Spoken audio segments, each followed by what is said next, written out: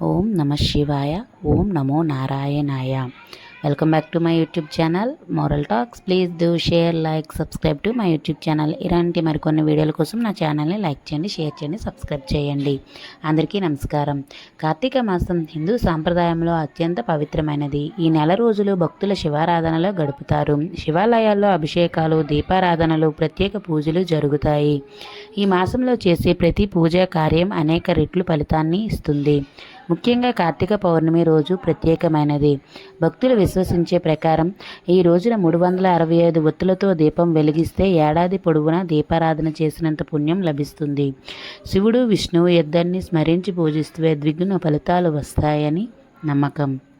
కార్తీక పౌర్ణమి తిథి, వాటి వివరాలు ఇప్పుడు తెలుసుకుందాం.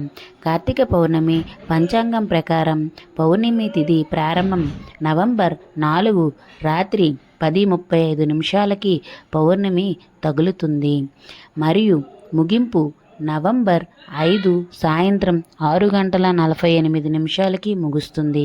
కనుక సూర్యోదయం నుంచి సాయంత్రం వరకు పౌర్ణమి ప్రభావం నవంబర్ 5న ఎక్కువగా ఉన్నందున అదే రోజు పూజ చేయటం శ్రేయస్కరం. ఈ విధంగా పౌర్ణమి అందరం నవంబర్ 5వ తేదీన జరుపుకోవాలి.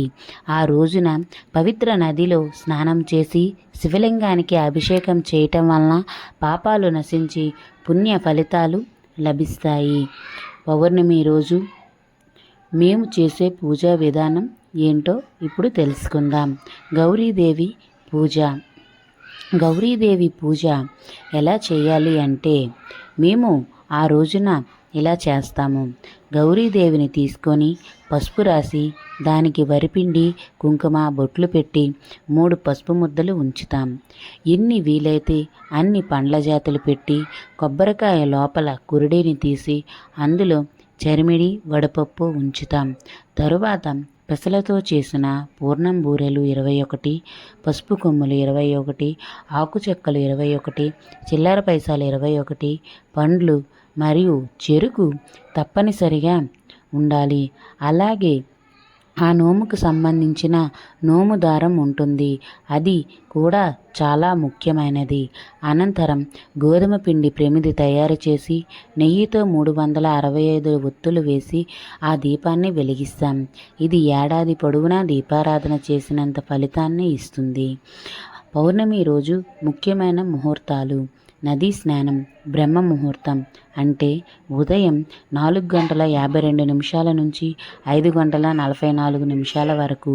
పూజా సమయం ఉదయం 7:58 నుంచి 9 వరకు.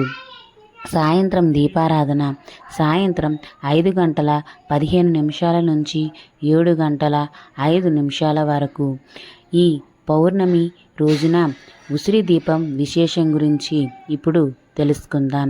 కార్తీక పౌర్ణమి రోజున ఉసిరికాయలో ఆవు నెయ్యి పూసి దీపం వెలిగించటం అత్యంత శుభప్రదం. లక్ష్మీదేవికి ఉసిరికాయ అంటే ఎంతో ప్రీతికరం. ఆ ఆచారంతో ధనలాభం, సౌభాగ్యం కలుగుతాయని ఉసిరి చెట్టు కింద భోజనం చేయటం కూడా ఈ మాసంలో ఎంతో పుణ్యప్రదం. దానినే కార్తీక మాసం భోజనాలు లేదా వన భోజనాలు అని అంటారు. దీపం వెలిగించే సరైన పద్ధతి ఏంటో ఇప్పుడు తెలుసుకుందాం. వెలిగించే దీపం అగ్గిపుల్ల, కొవ్వొత్తి వాడకూడదు. అగరబత్తితో మాత్రమే ఒత్తులను వెలిగించాలి. అదేవిధంగా ఎవరు చేయాలి దీపారాధన అంటే ఇంటి యజమాని స్వయంగా దీపారాధన చేస్తే తమ ఫలితాలు పొందుతారు. అలాగే మంత్రజపం. దీపం పెట్టేటప్పుడు ఒక మంత్రాన్ని జపించాలి. మంత్రం ఒత్తులు వెలిగించిన తరువాత అక్షింతలు చల్లుతూ ఒక మంత్రాన్ని జపించటం వలన ఆ దీపారాధన సంపూర్ణమవుతుందని ఒక నమ్మకం. దామోదరం ఆవాహయామి, దామోదరం ఆవాహయామి లేదా త్రయంబకం ఆవాహయామి, త్రయంబకం ఆవాహయామి అని ఉచ్చరించాలి.